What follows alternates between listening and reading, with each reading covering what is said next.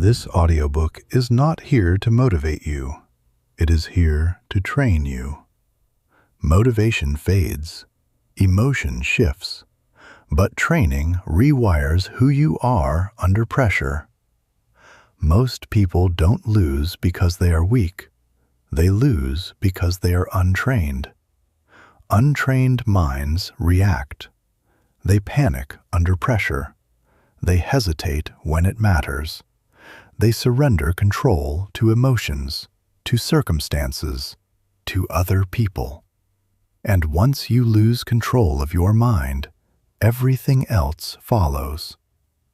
Life doesn't test your intelligence first. It tests your composure. It tests your discipline. It tests your ability to remain calm when things don't go your way. If you haven't trained your mind, those moments will expose you. This audiobook is built for those moments. Moments when you feel pressure rising in your chest. Moments when emotions want to take over. Moments when one reaction could cost you respect, money, relationships, or self-trust. Winning in life isn't about always being right. It's about staying in control long enough to make the right move. That's what mental training is. Not positive thinking, not affirmations, not hype. Training. The same way the body needs resistance to grow stronger, the mind needs structure, discipline, and repetition. Without that, the mind becomes reactive by default. Reactive minds chase comfort. Reactive minds avoid discomfort. Reactive minds collapse under uncertainty. Trained minds operate differently. They pause. They observe. They choose. And that pause is where power lives. This audiobook is designed to help you build that pause, not once, not occasionally, but consistently. You don't need to change your personality. You don't need to become emotionless. You need to become stable. Calm under pressure is not a personality trait. It is a trained skill. Discipline is not something you either have or don't have. It is something you construct through standards and repetition. Clarity in chaos is not luck. It is the result of a mind that has been trained to cut through noise and focus on what matters. In every situation, there is a winner and a reactor. The winner doesn't always succeed immediately, but they stay in control. The reactor might feel justified, emotional, expressive, but they lose leverage. This audiobook is about shifting you from reaction to control, from impulse to intention, from emotional decision-making to disciplined action. Over the next 70 minutes, you will go through 8 core mental training principles. Each chapter focuses on one skill, not theory, not philosophy for entertainment, training principles you can apply immediately. You will learn how to stay calm under pressure, how to control your reactions, how to build mental endurance when things get uncomfortable, how to think clearly when situations feel chaotic, how to train the voice inside your head instead of being controlled by it, how to show up consistently even when motivation disappears. This is not about becoming perfect. It's about becoming reliable. Reliable under stress. Reliable under uncertainty. Reliable when it matters most. Because the person you become in difficult moments is the person who defines your life. If you train your mind, you don't need to fear situations. you stop asking, "What if things go wrong?" and start thinking, "Whatever happens, I stay in control." That mindset changes everything. This audiobook does not promise shortcuts. It does not promise instant transformation. What it offers is something more valuable: a system, a way of thinking, a way of responding, a way of showing up. If you listen passively, nothing will change. If you listen actively and apply what you hear, your internal standards will rise. And when your standards rise, your behavior follows. Throughout this audiobook, you will hear simple principles repeated in different forms. That repetition is intentional because training is repetition. You don't build strength by lifting once. You don't build discipline by deciding once.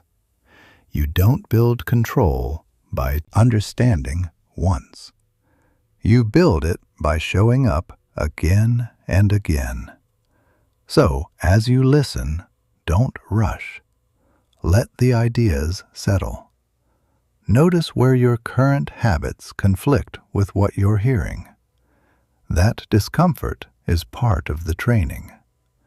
By the end of this audiobook, you won't be a different person, but you will be more controlled, more grounded, more deliberate. And that is how winning actually starts. Not with motivation, not with confidence, but with a trained mind. Let's begin. Chapter 1. Win your inner game. Winning doesn't start outside of you. It starts in the space most people never train: their inner game. Before results show up in your work, your relationships, or your decisions, they show up in your thoughts. Before you lose a situation externally, you usually lose it internally first. Most people don't recognize this because the inner loss is quiet. It happens when doubt interrupts focus, when emotion hijacks judgment, when hesitation replaces clarity. By the time the external failure appears, the inner battle has already been decided. That's why training your mind is not optional. It's foundational. If your inner world is unstable, no strategy will rescue you. If your inner world is chaotic, no opportunity will last. The first rule of mental training is simple. You must win inside before you can win outside. Many people try to fix outcomes without fixing the system that produces them.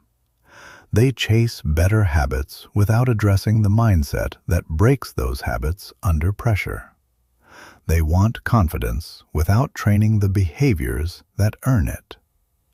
Confidence without control is fragile. Discipline without clarity is exhausting. Ambition without emotional regulation is self-sabotage. The inner game is the operating system behind everything you do. When it's weak, even small challenges feel overwhelming. When it's strong, chaos becomes manageable. Look at how people react when something doesn't go their way. Some panic, some complain, some blame, some shut down. Those reactions are not personality traits. They are symptoms of an untrained inner game. A trained mind doesn't eliminate emotion, it organizes it. It creates space between stimulus and response. It slows the moment down just enough for choice to exist. That space is everything. Because the moment you react automatically, you hand control away to your emotions, to other people, to circumstances you don't fully understand. Winning the inner game means reclaiming that control. It means becoming the kind of person who doesn't get pulled off course easily. Not because life becomes easier, but because you become steadier. This steadiness is not natural, it is built. Most people let their inner world be shaped by whatever happens around them. News, social media, other people's moods, unexpected problems. They live in reaction mode. Reaction mode is dangerous. In reaction mode, your standards drop. Your patience disappears. Your long-term thinking collapses into short-term relief. You say things you later regret. You make decisions you later justify instead of respect. Winning the inner game means exiting reaction mode permanently. It means choosing to be proactive with your mental state instead of passive. This starts with awareness. You cannot control what you don't notice. Most people don't notice their inner dialogue. They don't notice the tension in their body when pressure shows up. They don't notice how rapidly their focus fractures under stress. Training begins by noticing without judgment. Notice when your mind rushes ahead. Notice when it catastrophizes. Notice when it seeks comfort instead of progress. Noticing is not weakness. It is the first act of discipline. Once you notice, you can interrupt. The interruption is where training becomes real. When you feel the urge to react, pause. Not to suppress the feeling, but to observe it. Ask yourself one question. What would a controlled response look like right now? That question alone begins to shift power back to you. Controlled responses are rarely dramatic. They don't look impressive in the moment. They don't release tension instantly, but they protect your long-term position. Emotional reactions feel powerful for a few seconds. Controlled responses build power over time. This is where most people fail the inner game. They choose relief over respect, expression over effectiveness, short-term comfort over long-term control. The trained mind understands something simple. Every situation has two layers, the external event and your internal response. You don't always control the event. You always control the response. The moment you confuse those two, you lose leverage. People say things like, "He made me angry," "She stressed me out," "That situation forced my hand." Those statements sound normal, but they reveal surrender. When you attribute credit to external forces for your internal state, you quietly accept weakness. Winning the inner game means removing that language from your thinking. Nothing makes you react. You react because your mind was not trained to pause.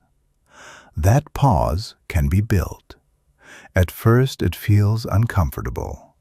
You will feel the urge to respond quickly, to defend yourself, to explain, to prove. That urge is the training signal. Just like muscle soreness tells you growth is happening, mental discomfort tells you the inner game is being challenged. Most people escape that discomfort. They distract themselves. They justify their reactions. They tell themselves, "That's just who I am." But that sentence is a lie. Who you are is not fixed. Who you are under pressure is trained. The inner game is trained through small, deliberate repetitions. You don't wait for big moments to practice control. You practice it in minor frustrations, in traffic, in conversations, in delays, in misunderstandings. Those moments are not interruptions. They are the training ground. If you can't stay composed in small situations, you won't suddenly become composed in large ones. This is why winning starts inside. You build trust with yourself. Every time you pause instead of reacting, you reinforce a new identity. I am someone who stays in control. That identity compounds over time. Something shifts. Your body stays calmer under pressure. Your breathing stabilizes faster. Your thoughts become less scattered.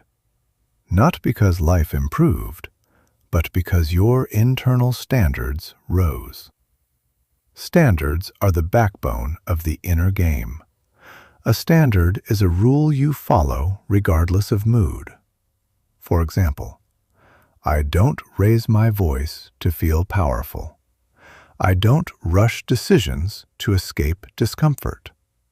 I don't explain myself when silence is stronger. These standards feel restrictive at first, but they create freedom. They free you from emotional chaos. They free you from regret. They free you from being pulled into unnecessary battles. Winning the inner game also means choosing your battles wisely. Not everything deserves your energy. Not every comment deserves a response. Not every disagreement deserves engagement. Untrained minds feel compelled to react to everything. Trained minds are selective. Selectivity is strength. When you stop reacting to everything, your attention becomes valuable. And where your attention goes, your life follows. Another critical part of the inner game is patience. Patience is not waiting passively. It is maintaining control while time does its work. Impatient minds force outcomes. They speak too soon. They act too early. They reveal weakness without realizing it. Patient minds wait for alignment. They observe patterns. They choose timing deliberately. Timing is a mental skill. The ability to wait without anxiety is a sign of inner stability. This stability changes how others interact with you. People test boundaries unconsciously. They sense reactivity. They sense calm.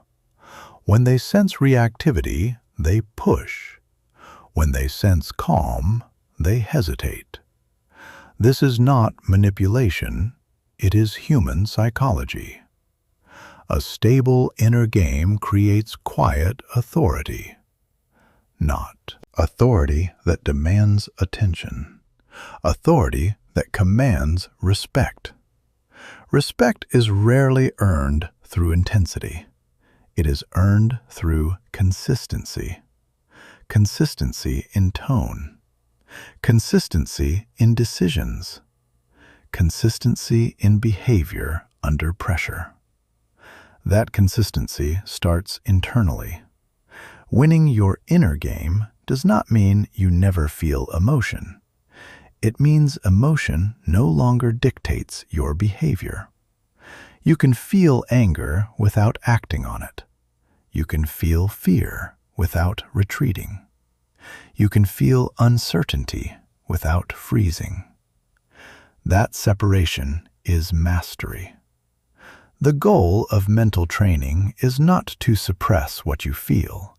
It is to prevent feelings from hijacking your actions. Once you understand this, you stop fighting yourself. You stop trying to be calm all the time. Instead, you focus on being controlled. Control is neutral. Control is grounded. Control is reliable. By the end of this chapter, understand this clearly. Every external win is preceded by an internal one. If you lose the inner game, no strategy can save you. But if you win the inner game, even setbacks become manageable. This is where everything begins. Not with confidence, not with motivation, with control. Here at Elite Success Audiobooks, we believe this truth is worth pausing on. Before you move to the next chapter, consider this. The number 1111 appears in quantum field research as a pattern associated with alignment between internal intention and external reality. Many people report seeing it during moments of mental clarity and focused awareness. If you've experienced that sense of sudden mental sharpness, that feeling of being fully locked in, drop the number 1111 in the comments right now. It tells us you're truly training your mind, not just listening. And it helps this content reach others who need it. In the next chapter, you'll learn why discipline, not feelings, is the real foundation of mental strength, and why relying on emotion is one of the fastest ways to lose in life. Chapter 2. Discipline over feelings. Most people believe their feelings should guide their actions. They wake up and ask themselves how they feel. Then they decide what they will or won't do based on that answer. That habit quietly ruins lives. Feelings are unstable. They shift with sleep, food, stress, praise, rejection, and circumstances you don't control. If your actions depend on how you feel, your life will be inconsistent by default. Discipline exists to solve that problem. Discipline is not about forcing yourself. It is about removing choice from moments where choice weakens you. A disciplined mind does not debate every action. It follows standards. Untrained minds negotiate with themselves. I'll do it later. I don't feel like it today. I'll start when motivation returns. Those negotiations feel harmless, but they slowly destroy self-trust. Every time you delay because of feelings, you teach your mind that comfort has authority. And once comfort becomes the authority, discipline collapses. The truth is simple. Feelings are information, not instruction. They tell you what is happening internally. They do not tell you what to do. When feelings become instructions, your behavior becomes reactive and unreliable. Strong minds separate emotion from execution. They feel resistance and act anyway. They feel fear and move forward anyway. They feel boredom and stay consistent anyway. Not because they are numb, but because they understand something most people never learn. Progress does not require motivation. It requires standards. A standard is a rule you follow even when you don't feel like it. You don't brush your teeth only when motivated. You don't stop at red lights based on mood. You don't show up to important commitments only when inspired. Those behaviors are automated by standards. Mental discipline works the same way. You decide in advance who you are and how you act. Then you execute regardless of emotional weather. This removes friction. Instead of asking, "Do I feel like it?" you ask, "Is this aligned with my standard?" That question simplifies life. Most emotional exhaustion comes from constant internal debate. Indecision drains more energy than action. Discipline reduces mental noise. It creates predictability inside your own behavior, and predictability builds trust. Not trust from others first, trust from yourself. Self-trust is powerful. When you trust yourself to follow through, you stop overthinking. You stop seeking reassurance. You stop second-guessing every decision. You move. This is why disciplined people appear confident. They're not guessing who they will be today. They already decided. Feelings still show up, but they no longer have veto power. This is especially important under pressure. Pressure amplifies emotion. Stress makes feelings louder. Fatigue makes discipline harder. That's when standards matter most. In difficult moments, you don't rise to your potential. You fall to your level of discipline. If your discipline is weak, pressure will expose it.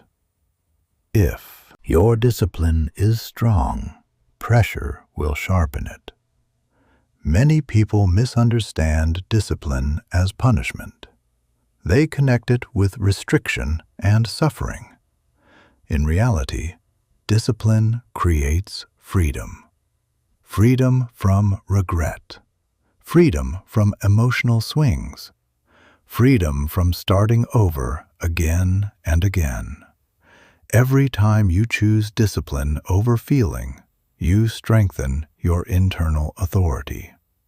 You teach your mind that action is not optional, that standards are non-negotiable. At first, this feels uncomfortable. Your mind will resist. It will search for excuses. It will exaggerate fatigue and discomfort. That resistance is normal. It is the old pattern losing control. The key is not to fight the feeling. It is to ignore its command. You can acknowledge discomfort without obeying it. That skill alone changes everything. Over time, something interesting happens. The resistance grows quieter. The debate shortens. Action becomes easier. Not because feelings improved, but because discipline took the lead. You stop relying on emotional peaks to function. You become steady. Steady people win long games. They don't burn out quickly, and they don't vanish when things get hard. They don't need constant encouragement. They move forward regardless. This consistency builds momentum. Momentum builds identity. Identity reinforces discipline.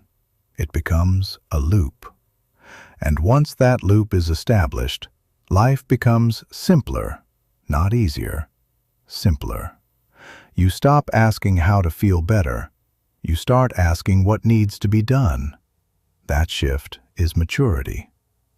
Discipline is not about being harsh. It is about being reliable. Reliable to your goals. Reliable to your standards. Reliable to the person you are becoming. In every situation, feelings will try to lead. Let discipline lead instead. This is also where we want to pause and invite you to reflect on something fascinating. In quantum physics, the number 528 is known as a frequency associated with transformation and structural repair at the cellular level. It appears across multiple scientific traditions as a marker of deep internal change. If you feel like something in you is genuinely shifting as you listen, that something old is being replaced by something stronger, type 528 in the comments right now. That single number tells us you're not just consuming this content, you're being changed by it. And it helps Elite Success Audiobooks reach people who are ready for this level of training. In the next chapter, you will learn how calm becomes a competitive advantage and why those who can stay composed under pressure control outcomes others can't. Chapter 3. Stay calm under pressure. Pressure does not create weakness, it reveals it. When pressure shows up, it doesn't change who you are. It exposes the level of training you've done. Most people believe calm is something you either have or don't have. They think it's personality, temperament, luck. That belief keeps them weak. Calm is not a trait. Calm is a skill. And like any skill, it can be trained. Under pressure, the body reacts first. Breathing shortens, muscles tighten, thoughts speed up. If you don't notice this early, your mind loses control before you realize it. Once the body panics, the mind follows. That's why staying calm starts with awareness, not willpower. You don't force calm, you create the conditions for it. Untrained minds try to push through pressure. They clench, they rush, they override signals. That approach works briefly, then collapses. Trained minds do the opposite. They slow the moment down. They widen their awareness instead of narrowing it. They reduce internal urgency. They stabilize before acting. This is not passive, it is strategic. Calm gives you options. Panic removes them. In stressful situations, speed feels powerful, but speed without clarity is dangerous. Most bad decisions are made quickly, not thoughtfully. Calm allows you to see what actually matters. When others rush, you observe. When others react emotionally, you stay neutral. That neutrality creates leverage because pressure affects everyone. But not everyone responds the same way. Those who stay calm become anchors, decision makers, leaders. Not because they are louder, but because they are steady. Steadiness signals confidence to others. Even when you feel uncertainty inside, this is important. Calm does not mean absence of fear. It means fear does not control behavior. You can feel pressure and still think clearly. The mistake most people make is waiting to feel calm before acting. That moment rarely comes. Calm is built through repeated exposure, not avoidance. You don't train calm by escaping stress. You train it by staying present inside it. Small doses, controlled environments. When something triggers you, that is not failure. That is training. Instead of reacting, you pause. Instead of escalating, you breathe. Instead of collapsing into emotion, you ground yourself. Grounding is practical. Slow the breath. Lower the shoulders. Relax the jaw. These physical actions transmit a signal to the mind. We are not in danger. Once the body settles, the mind regains control. This sequence matters. The mind does not calm the body under pressure. The body calms the mind. Ignoring this leads to frustration. People tell themselves to calm down while their body is still in fight or flight. That never works. Training calm means working from the outside in. Over time, your nervous system adapts.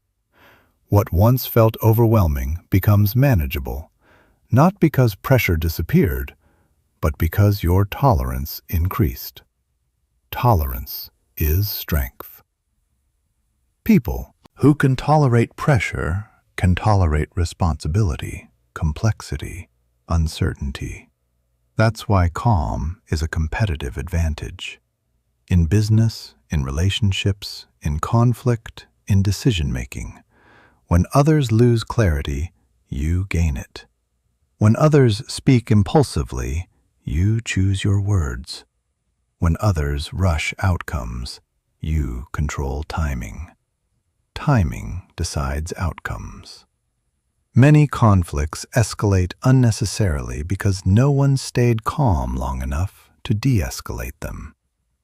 The calm person controls the temperature of the room.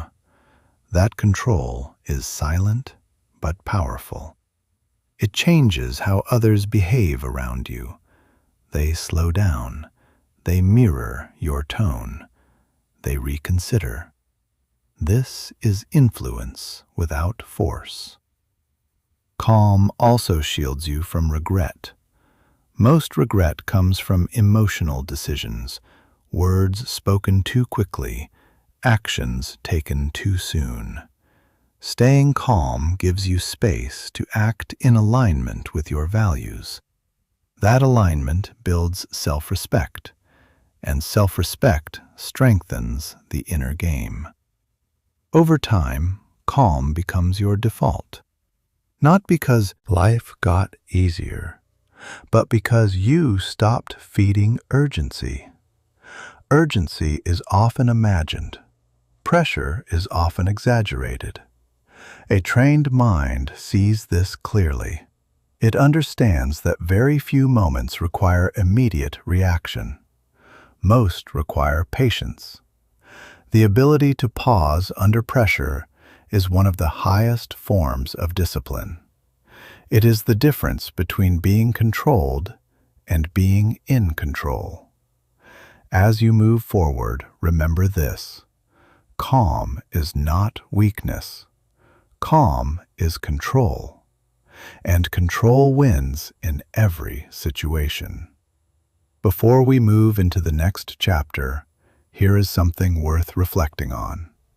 In quantum research and sacred geometry, the number 777 carries significance as a pattern linked to mental alignment, heightened awareness, and moments when the mind operates at its clearest. Many people report experiencing what feels like effortless focus during deep training, a state where everything quiets and only the essential remains. If you've felt that during this listening session, that sense of sharp, uncluttered clarity, drop 777 in the comments right now. It tells us your training is working at a deeper level, and it helps Elite Success Audiobooks continue producing content built for people serious about mental strength. In the next chapter, you'll learn how reactions give power away, and how mastering your responses changes every interaction you have. Chapter 4. Control your reactions. Reactions feel automatic, but they are not uncontrollable. They are habits, and like all habits, they can be retrained. Most people believe reactions are honest. They think reacting quickly means being authentic. They confuse expression with strength. In reality, reaction is surrender. The moment you react without thought, you hand control to whatever triggered you. A comment, a delay, a tone, a situation you didn't anticipate. That trigger becomes the leader. You become the follower. Strong minds reverse that relationship. They don't eliminate reaction, they delay it. That delay is the difference between being provoked and being powerful. Reactions collapse space. Responses create space. Space allows choice. Choice restores control. This is why the pause is essential. When something triggers you, your first instinct is speed. You want to answer, to defend, to explain, to push back. Speed feels like strength. But speed under emotion is almost always weakness. The pause feels uncomfortable because it interrupts a familiar pattern. Your mind will pressure you. Say something now. Don't let this go. You'll appear weak if you wait. That pressure is a lie. Silence does not weaken your position. Uncontrolled reaction does. People respect those who are not easily moved. They sense stability. They sense self-command. That is why reactive people are easy to manipulate. They broadcast their triggers. A trained mind conceals them. This doesn't mean becoming cold or disconnected. It means choosing when and how you engage. You don't need to win every exchange. You need to win your composure. Composure changes dynamics. When you don't react, others often escalate. They expect resistance. They expect emotion. When it doesn't come, they lose momentum. You gain it. This is not a tactic. It is a natural consequence of self-control. Reactions also distort reality. When emotions rise, your perception narrows. You hear less. You assume more. You misinterpret intentions. That's why arguments escalate. Two reactive minds create chaos. One controlled mind creates stability. Stability shifts outcomes.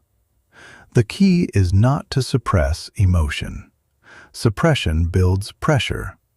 The key is to observe emotion without acting on it. Observation weakens its grip. When you notice a reaction forming, label it internally. Anger, defensiveness, impatience. Labeling creates distance. Distance restores agency. Once you have agency, you can choose a response aligned with your standards. Sometimes the strongest response is no response. Not avoidance, not fear. Restraint. Restraint is misunderstood. It is not weakness. It is delayed power. Power applied at the right time is far more effective than power applied immediately. This applies everywhere. Conversations, work, conflict, negotiation. Those who react first reveal the most. Those who wait control the frame. Control of the frame means control of the outcome. Mastering reactions also protects your energy. Every emotional reaction depletes mental resources. Reactive people are constantly drained. They fight battles that don't matter. Controlled people conserve energy for what does. This conservation compounds. Less regret, less stress, more clarity. Over time, your reactions slow naturally, not because you are forcing restraint, but because restraint becomes identity. I am someone who does not give power away. That identity is strong. It makes you difficult to destabilize, difficult to rush, difficult to provoke. And in a world full of noise, that is a rare advantage. Control your reactions, and you control more than moments. You control direction. You control reputation. You control outcomes. Now, here is something we want you to sit with before the next chapter. The number 11 appears throughout quantum mechanics and field theory as a symbol of duality resolved, two forces brought into balance. When internal reaction and external pressure meet, and you choose control over chaos, that is precisely the kind of balance that 11 represents. If this chapter on controlling reactions hit you in a way you didn't expect, if something clicked about why you've been giving your power away and you're ready to stop, type 11 in the comments right now. That small act of acknowledgement matters. It tells us this content is landing, and it helps Elite Success audiobooks reach others who are still living at the mercy of their triggers. In the next chapter, you will learn why mental endurance is built through discomfort, and how staying with difficulty creates unbreakable strength. Chapter 5. Build mental endurance. Mental endurance is not about intensity. It is about staying power. Most people can push hard for a short time. Very few can remain consistent when discomfort lingers. That difference decides outcomes. Mental endurance is the ability to remain steady when motivation fades, when results are slow, and when effort feels unrewarded. This is where most people quit. Not because they can't continue, but because they are no longer comfortable. The mind is wired to avoid discomfort. It seeks relief, distraction, and escape. When discomfort appears, untrained minds interpret it as a warning. This isn't working. This is too hard. I should stop. Those thoughts feel convincing, but they are not truth. They are resistance. Resistance appears whenever growth begins. If you stop every time resistance shows up, you train your mind to retreat.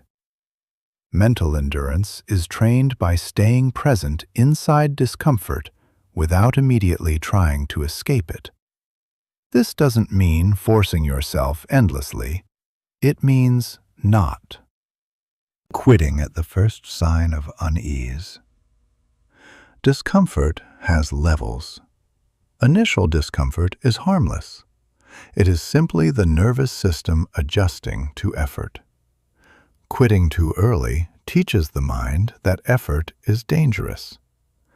Staying just a little longer teaches the mind that effort is survivable. That lesson compounds. Endurance grows gradually.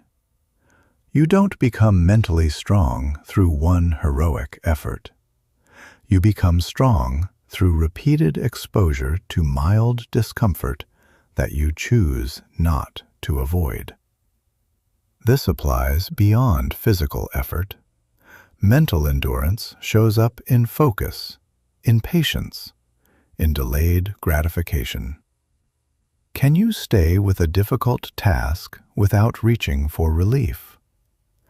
Can you tolerate boredom without grabbing for distraction? Can you continue when progress feels invisible?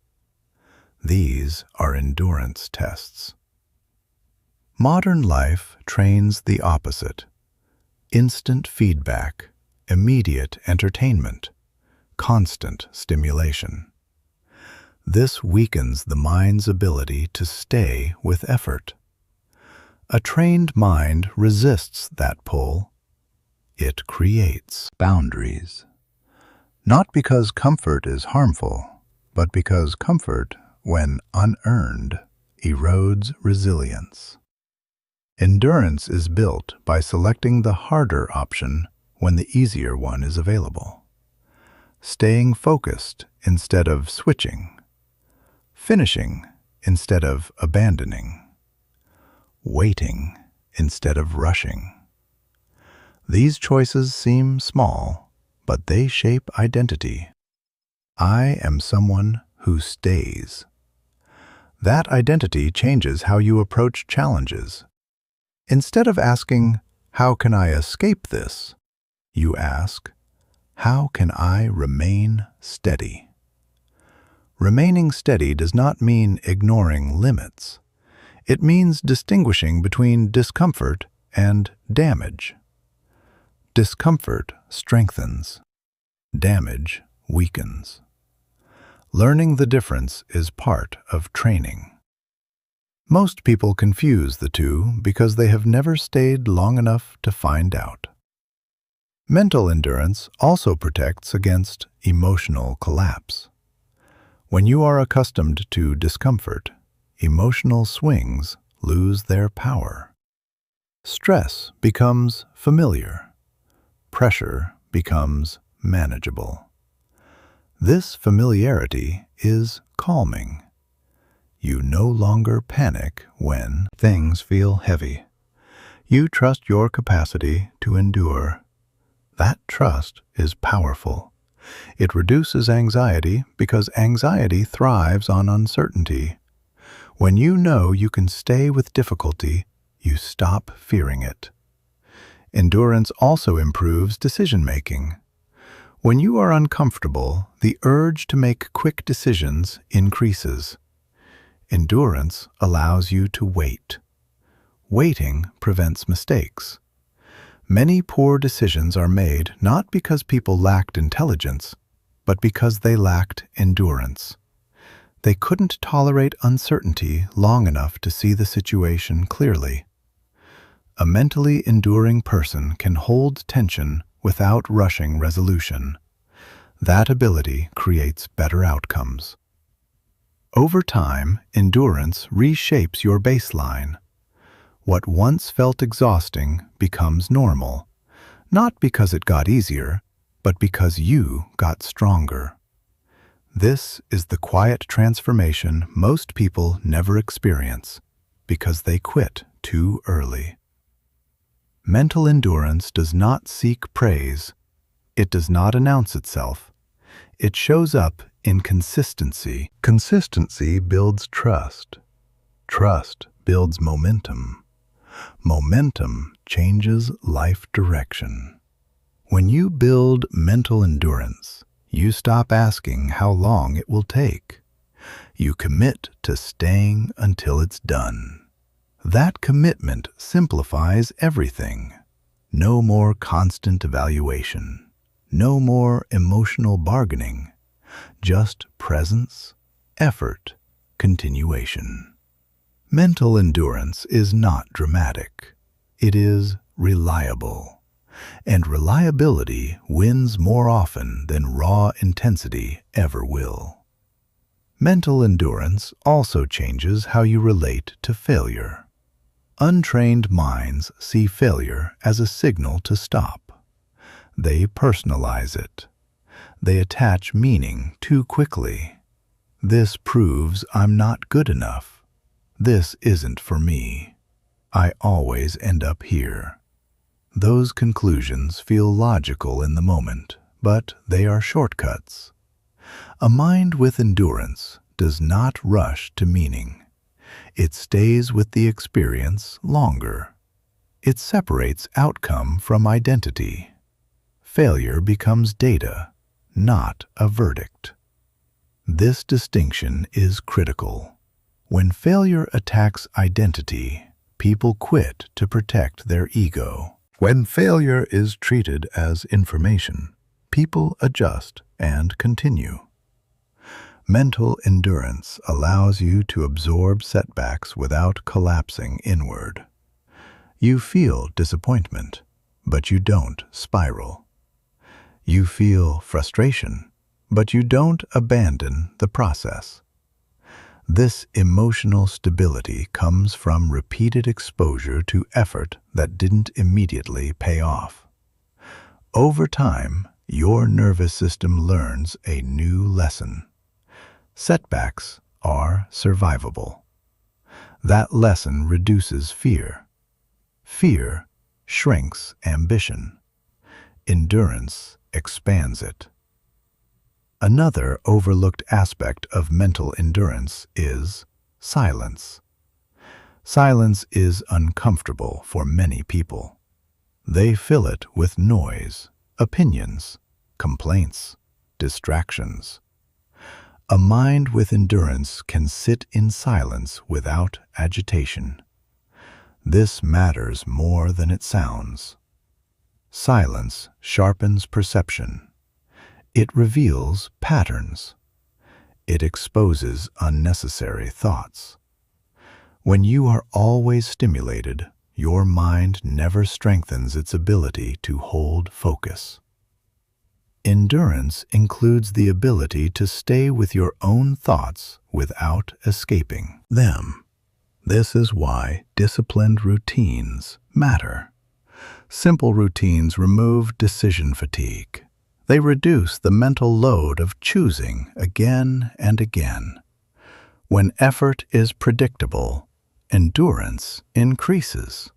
You don't waste energy deciding whether to continue. Continuation becomes default. This also protects against burnout. Burnout is often mistaken for exhaustion. In reality, it is inconsistency. Starting intensely, stopping suddenly, restarting with guilt. That cycle drains energy faster than steady effort ever could. Mental endurance breaks that cycle. It favors pace over bursts, consistency over extremes.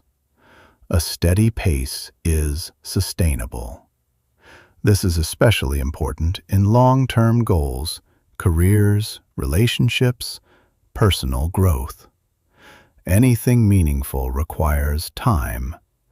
If your mind is not trained to endure boredom, frustration, and slow progress, you will sabotage yourself repeatedly. Endurance also teaches humility. When you stay with something long enough, you realize how much you don't control. This realization is grounding. It reduces arrogance. It reduces impatience. You stop demanding instant results and start respecting process. Process thinking is a mark of maturity. Immature minds ask, "What do I get from this today?" Enduring minds ask, "Who am I becoming through this?" That question changes priorities. You stop chasing short-term validation. You start building long-term capacity. Capacity matters more than talent. Talent without endurance is wasted potential. Endurance without talent still produces results. This is why endurance levels the playing field. It allows ordinary people to achieve extraordinary outcomes simply by staying longer than others are willing to. Most competition disappears when endurance is high. Not because others are weak, but because they opt out. They choose comfort. They choose distraction. They choose relief. You choose to stay. Staying rewires identity. I don't quit when it gets uncomfortable. I don't need immediate reward. I can handle this. Those beliefs become self-fulfilling. Your tolerance grows. Your confidence stabilizes. Your reactions soften. Mental endurance also improves patience with others. When you can tolerate internal discomfort, external frustration loses intensity. You become less reactive to delays, mistakes, and imperfections. This makes you easier to work with. stronger in leadership, and calmer in conflict. People feel safe around those who are not easily shaken. That safety creates influence. Influence does not come from force. It comes from steadiness. Steadiness is endurance made visible. As you continue this training, remember this. Endurance is built quietly. No one applauds consistency. No one celebrates patience, but life rewards it relentlessly. Those who can stay present, stay disciplined, and stay engaged outlast those who rely on intensity alone. Mental endurance is not glamorous. It is effective, and effectiveness is what wins in the long run. Chapter 6. Think clearly in chaos. Chaos does not destroy outcomes. Confusion does. Most people assume chaos means disorder outside of them. Too many tasks, too many opinions, too much information. In reality, chaos becomes dangerous only when it enters the mind. A chaotic environment can still be navigated by a clear mind. A calm environment becomes useless when the mind is scattered. This is why clarity is not dependent on conditions. It is dependent on training. Untrained minds react to chaos by speeding up. They rush decisions. They multitask. They consume more information hoping clarity will appear. It never does. More input without structure creates more noise. A trained mind does the opposite. When chaos increases, it slows down. It reduces inputs. It narrows focus. It simplifies. This ability separates those who survive pressure from those who collapse under it. Clear thinking is not about intelligence. It is about restraint. Restraint from reacting to everything. Restraint from trying to resolve everything at once. Restraint from mistaking urgency for importance. Chaos creates false urgency. Everything feels critical. Everything feels time-sensitive. Everything demands attention. But attention is finite. If you give it to everything, nothing gets it fully. Clear thinkers protect their attention aggressively. They understand one truth. You cannot think clearly if your mind is constantly switching. Switching feels productive, but it fragments thought. Fragmented thought leads to shallow decisions. Shallow decisions compound into problems. Clarity requires depth. Depth requires focus. Focus requires elimination. This is uncomfortable because elimination means saying no. No to distractions.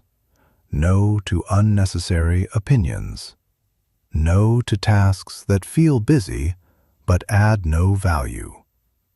Untrained minds avoid elimination because it creates fear. What if I miss something? What if this is important? What if I choose wrong? Those questions feel responsible, but they keep the mind paralyzed. Clear thinkers accept something different. You cannot eliminate all risk, but you can eliminate noise. Noise is anything that does not change the decision. Most information does not change the decision. It just creates anxiety. A trained mind asks a simple question. What is the one thing that matters most right now? Not 5 things, not a list. 1. That question cuts through chaos.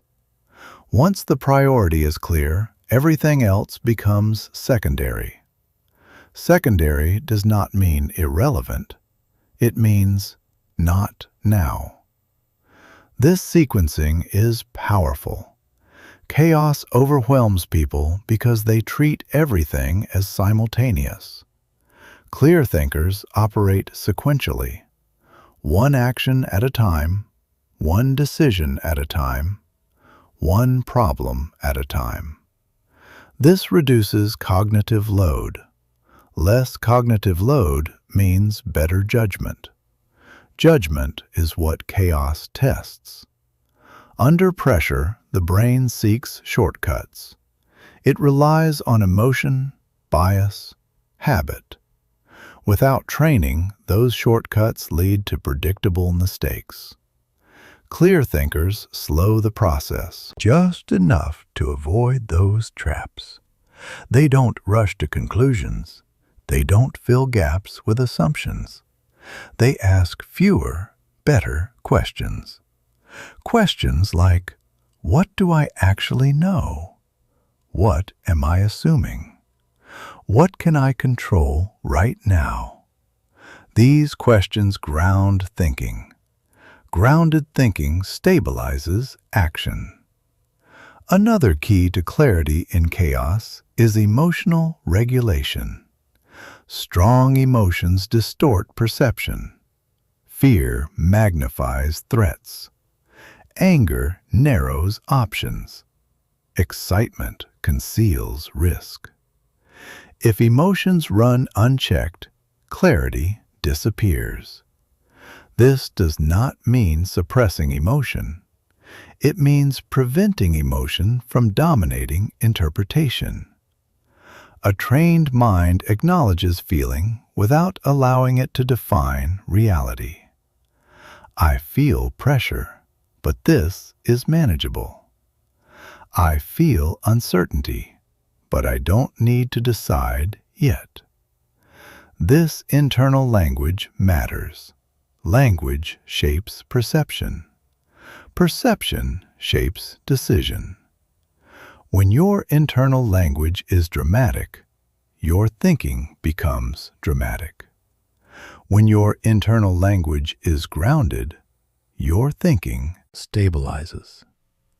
Chaos also tests patience. When situations are unclear, the urge to act increases. Action feels like control. But premature action often worsens chaos. Clear thinkers understand timing. They know when to act and when to wait.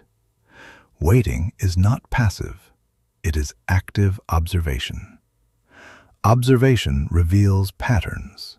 Patterns clarify direction. Rushing skips this step.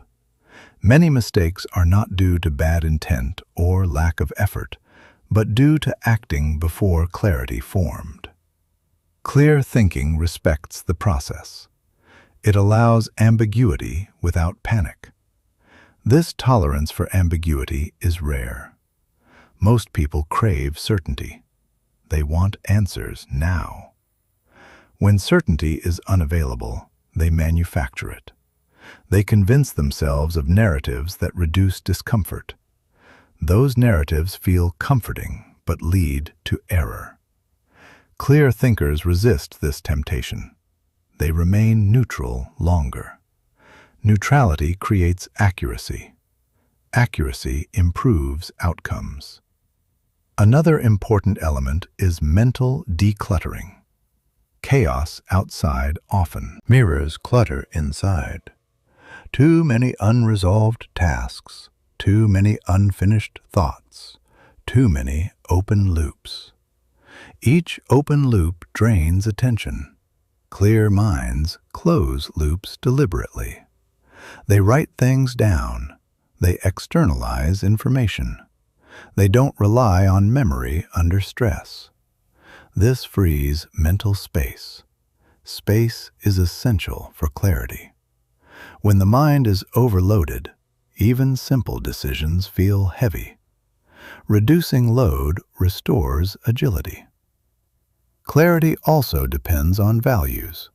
When values are unclear, decisions become complicated. When values are clear, decisions simplify. A trained mind knows its priorities. What matters? What doesn't? What is non-negotiable? These internal rules act as filters. They remove options automatically. Without filters, everything feels equally important. With filters, choices narrow quickly. Chaos loses its power. Clear thinking is also supported by physical state.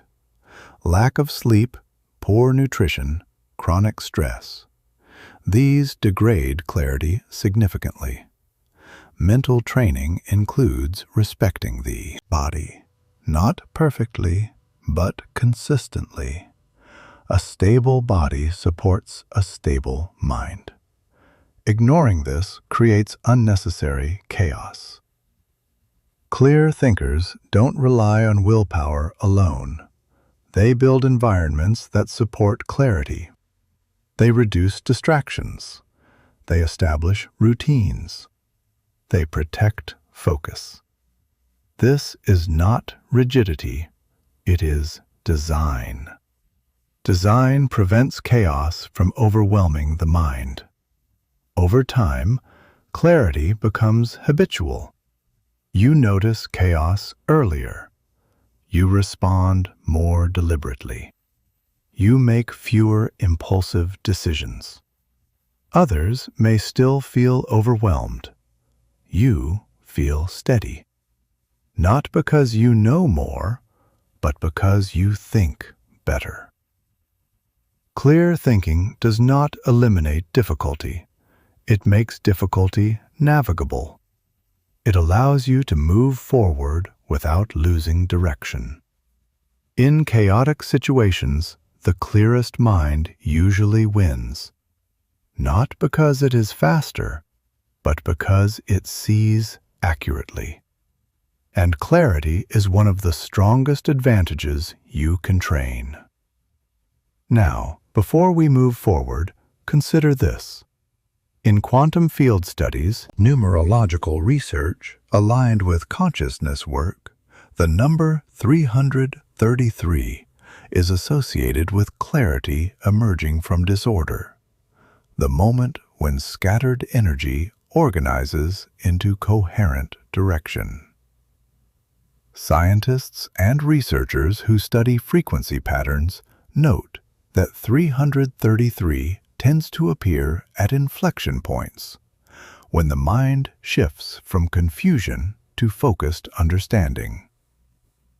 If this chapter landed for you, if something about how you've been processing chaos suddenly became clear, type 333 in the comments right now.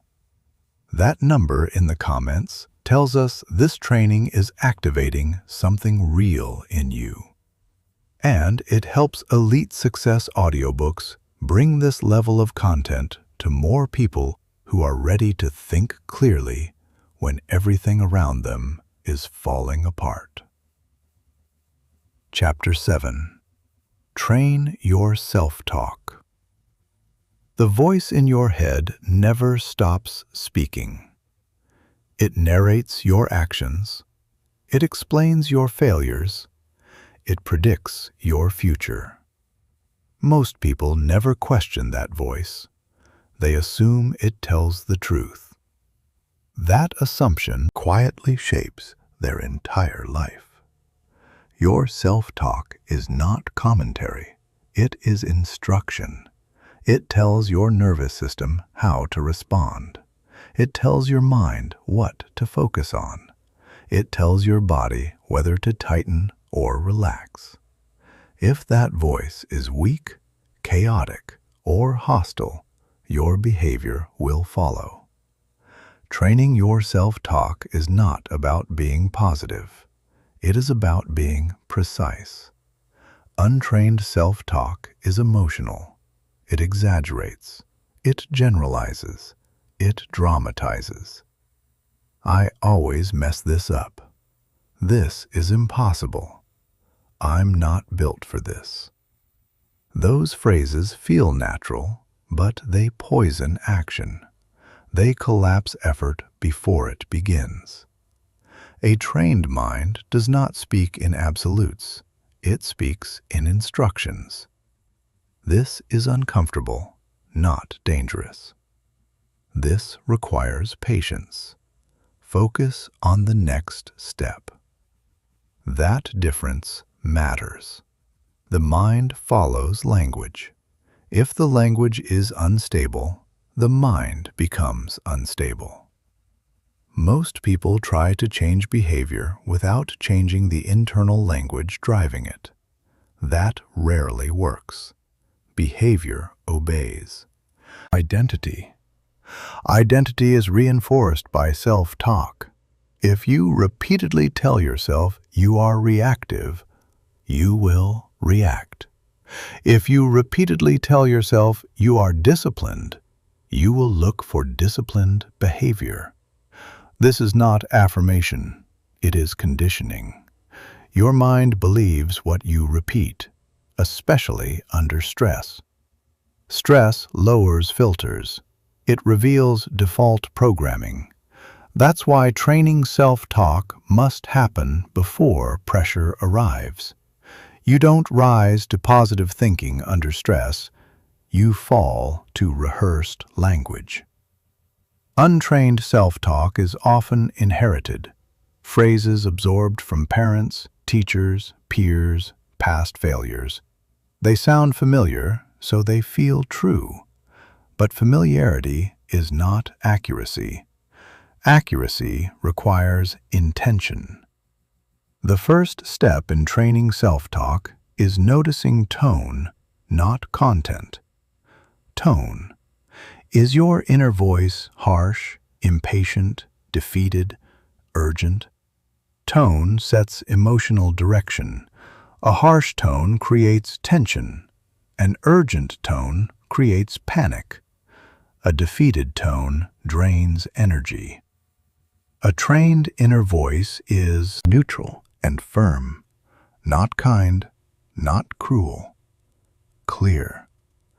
Clear language creates clear action.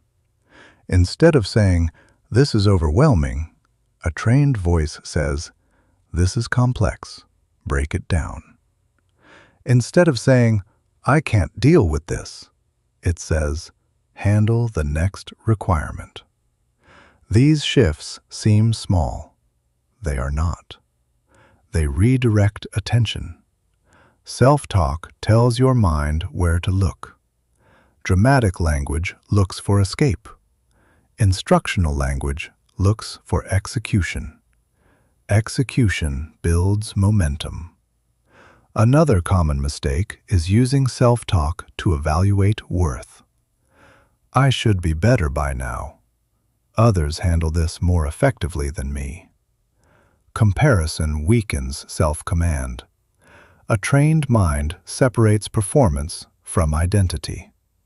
You don't insult yourself for mistakes. You correct behavior. Correction moves forward. Insult stalls progress. Internal insults do not motivate.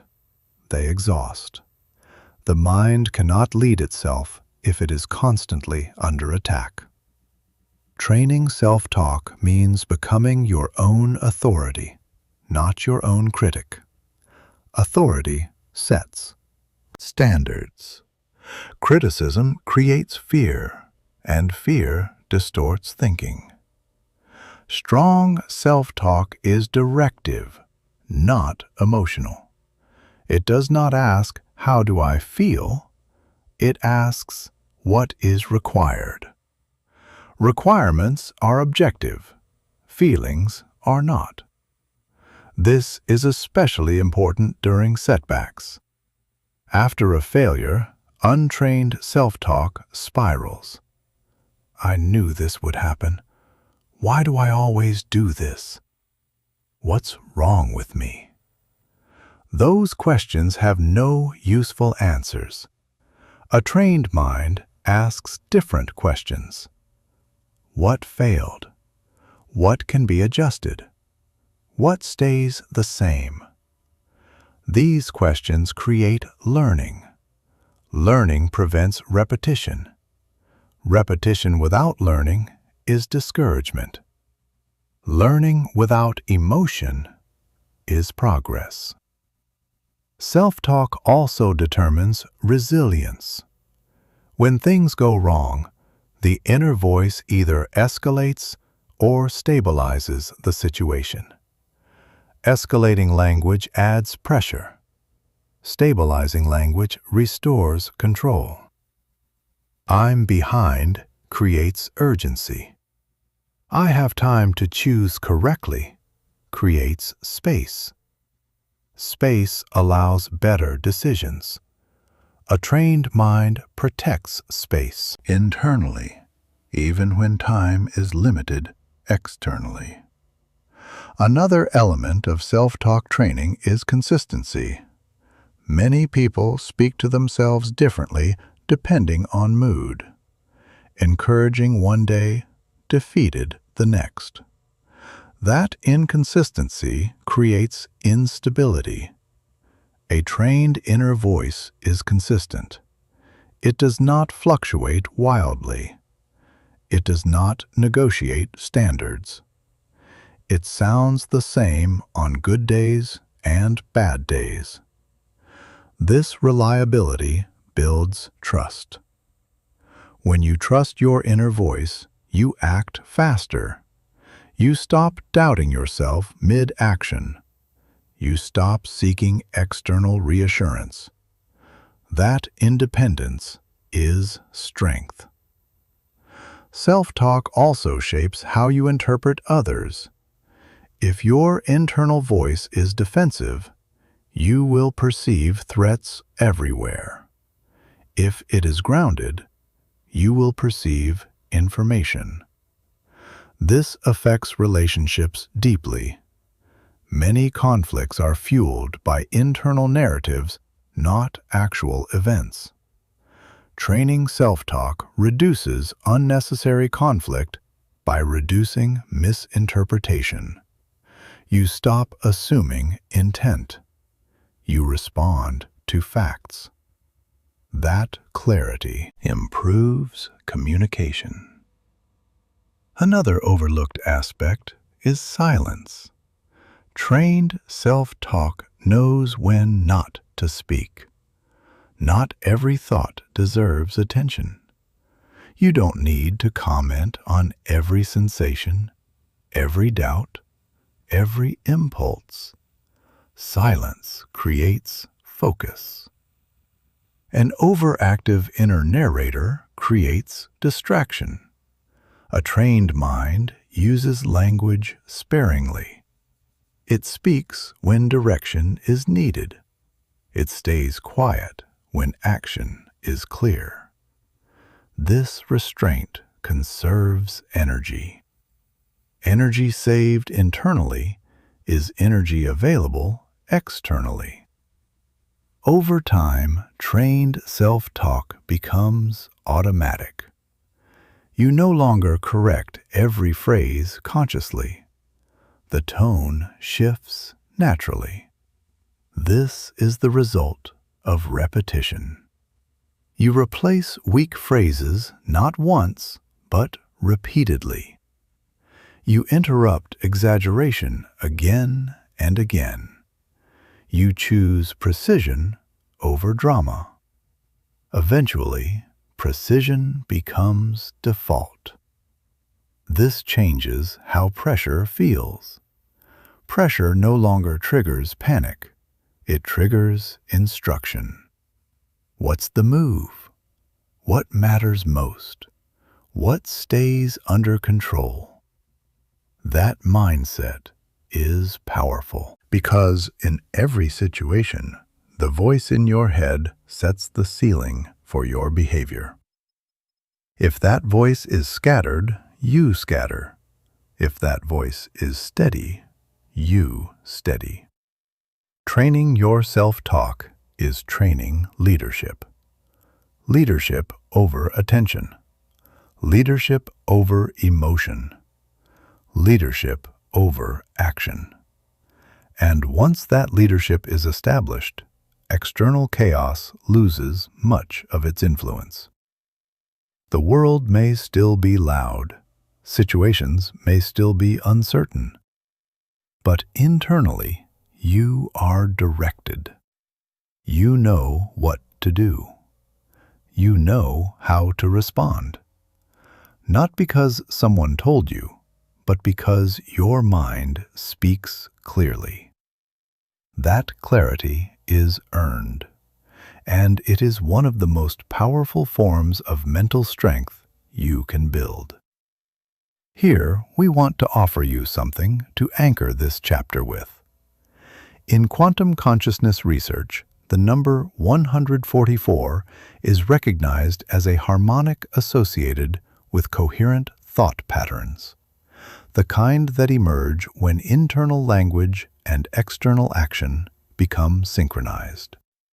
Researchers studying brainwave coherence have noted that when self-talk becomes precise and directive rather than emotional and scattered, the mind enters states measurably different from ordinary thinking.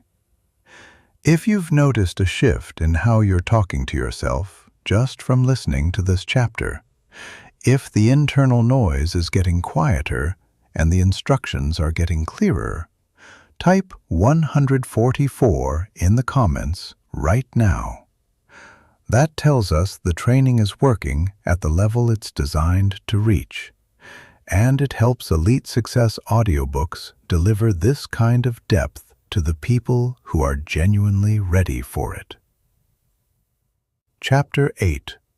Show up no matter what. Most people don't fail because they lack talent. They fail because they disappear. They disappear when motivation fades. They disappear when progress slows. They disappear when effort stops feeling exciting. Showing up is the rarest skill. It sounds simple. It is not. Showing up means acting without emotional permission. It means continuing without reassurance. It means staying engaged when there is no immediate reward. Untrained minds wait for alignment. They wait to feel ready. They wait for clarity, confidence, or motivation. Those states are unreliable. A trained mind does not wait. It moves on schedule. Schedule beats mood every time. When you show up consistently, you remove decision-making from the equation. There is no debate. There is no negotiation.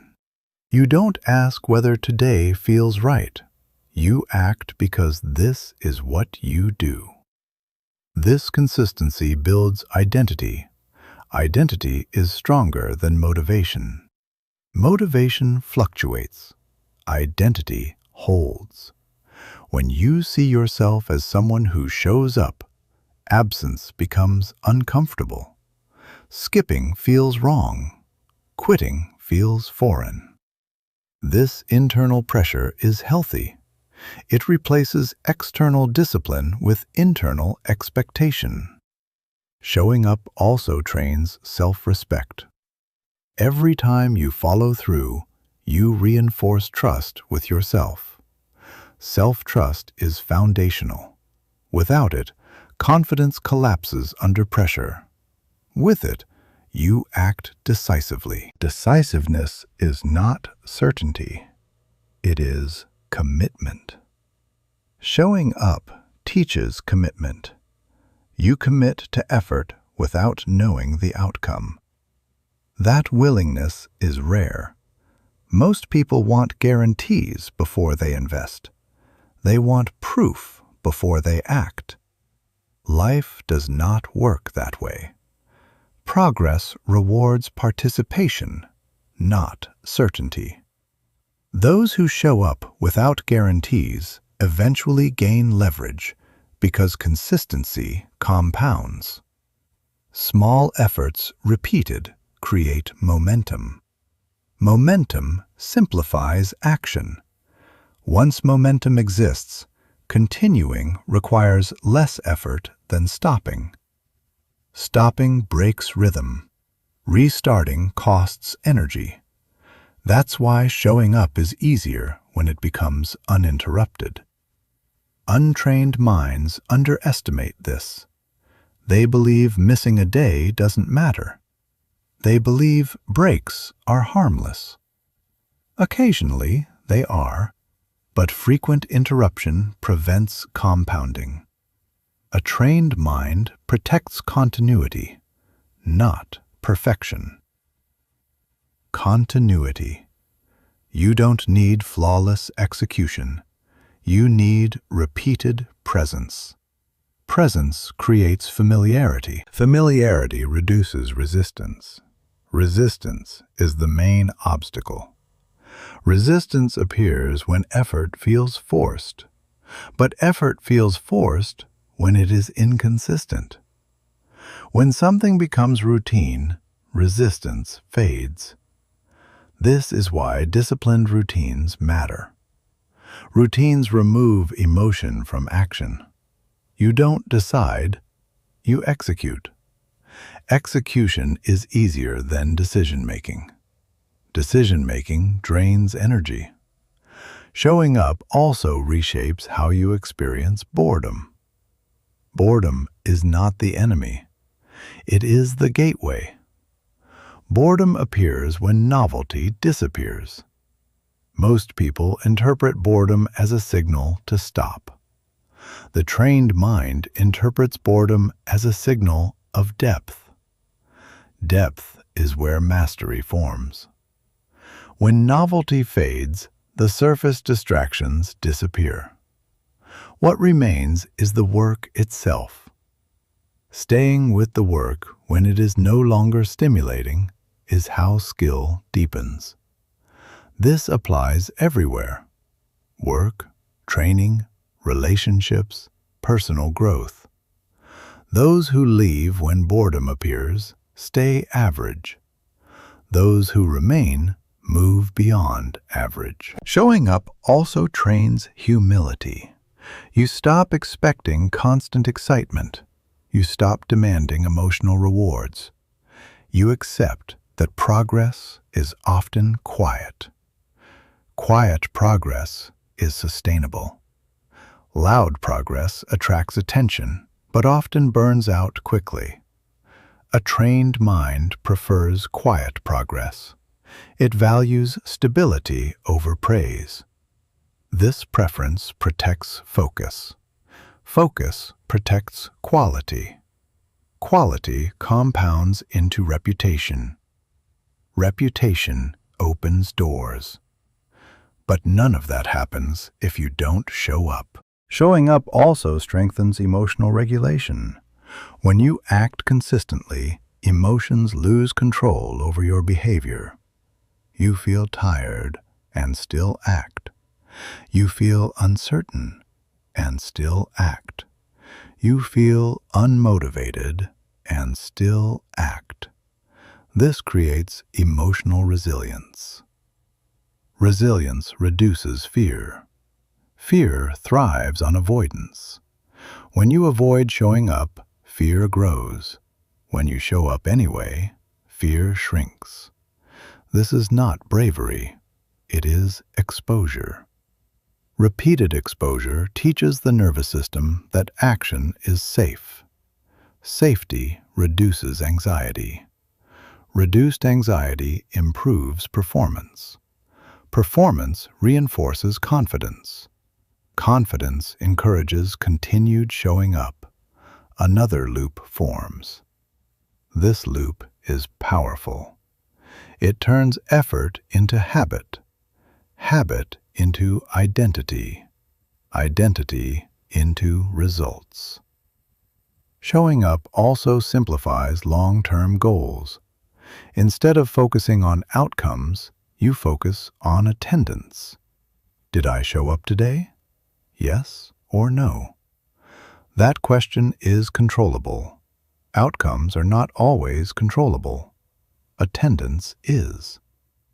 This shift reduces pressure. Pressure often paralyzes. Attendance frees action. You stop obsessing over results and start investing in process. Process thinking is mature thinking. It reduces emotional volatility. It allows patience. Patience supports endurance. Showing up also changes how others perceive you. People trust consistency. They trust those who arrive reliably. Reliability builds credibility. Credibility creates influence. Influence creates opportunity. Opportunities are often given to those who have proven they won't disappear. Talent attracts attention. Consistency earns responsibility. Responsibility leads to growth. This applies across domains. In work, consistent people are promoted. In relationships, consistent people are trusted. In personal development, consistent people transform, not quickly, but permanently. Showing up also removes excuses. Excuses thrive in inconsistency. I missed yesterday, so today it doesn't matter. That logic only works when attendance is optional. When attendance is non-negotiable, excuses lose power. You don't explain. You don't justify. You act. This simplicity is liberating. It removes internal conflict. Conflict drains energy. Energy conserved is energy applied. Over time, showing up becomes who you are, not something you force. At that point, discipline feels lighter, not because effort decreased, but because resistance did. Life does not become easier. You become steadier. Steadiness is underrated. Steady people are not flashy. They are effective. They don't spike and crash. They progress. Progress is cumulative. Years of showing up create outcomes that look sudden to those who weren't watching. From the outside, it looks like overnight success. From the inside, it feels like inevitability. That inevitability is earned. Showing up no matter what is not dramatic. It does not feel heroic. It feels ordinary. That is its power. Ordinary actions repeated produce extraordinary stability. And stability is one of the greatest advantages you can have in an unpredictable world. You cannot control every situation. You cannot control every outcome. But you can control this: whether you show up. And those who show up again and again eventually win in more situations than those who don't. Before we move into the closing of this training, we want to offer you one final quantum anchor for this chapter. In quantum biology and field coherence research, the number 963 is associated with activation, the moment a system moves from potential to kinetic, from intention to consistent output. It represents the frequency at which dormant capacity begins to express itself through repeated action. If showing up has been your greatest struggle, if you recognize yourself in the person who disappears when things slow down, and something in this chapter has genuinely shifted that pattern for you, type 963 in the comments right now. That number tells us this content reached you at the level it was designed to. And it helps Elite Success Audiobooks continue building training that goes far deeper than motivation ever could. You've reached the end of this audiobook, but the work itself is just beginning. What you've heard over these 70 minutes is not a theory. It is not inspiration. It is a training framework, a way to operate when life applies pressure. Most people search for answers outside themselves. They look for better circumstances, better timing, better motivation. But the real advantage has always been internal control. Control over reactions, control over attention, control over behavior when emotions fluctuate. Throughout this audiobook, you've been introduced to 8 core principles: winning the inner game, choosing discipline over feelings, staying calm under pressure, controlling reactions, building mental endurance, thinking clearly in chaos, training your self-talk, showing up no matter what. These are not separate ideas. They reinforce each other. Together, they form a system designed to keep you steady in situations that break others. This system does not require exceptional talent. It does not demand perfection. It demands consistency. Consistency in how you respond. Consistency in how you think. Consistency in how you show up. That consistency becomes identity, and identity is stronger than motivation will ever be. As you move forward, don't try to apply everything at once. Training doesn't work that way. Choose one principle. Practice it deliberately. Notice when emotions try to lead. Notice when urgency tries to rush you. Notice when discomfort tries to push you away. Those moments are the training. Instead of resisting them, use them. Pause. Breathe. Choose. That simple sequence creates space, and in that space you regain control. You don't need to eliminate pressure. Pressure is unavoidable. You need to increase your capacity. Capacity allows you to hold more responsibility, more uncertainty, more challenge without losing clarity. That is mental strength. Mental strength is quiet. It doesn't announce itself. It shows up in decisions that don't need explanation.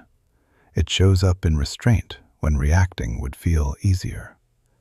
It shows up in consistency when quitting would feel justified. Over time, those choices compound, not dramatically, reliably. And reliability wins more often than intensity.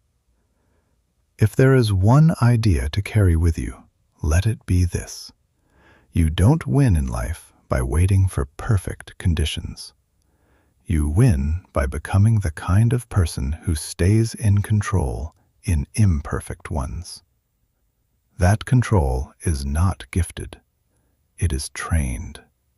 Train your mind daily. Not when it's easy, not when you feel inspired. Train it when it matters.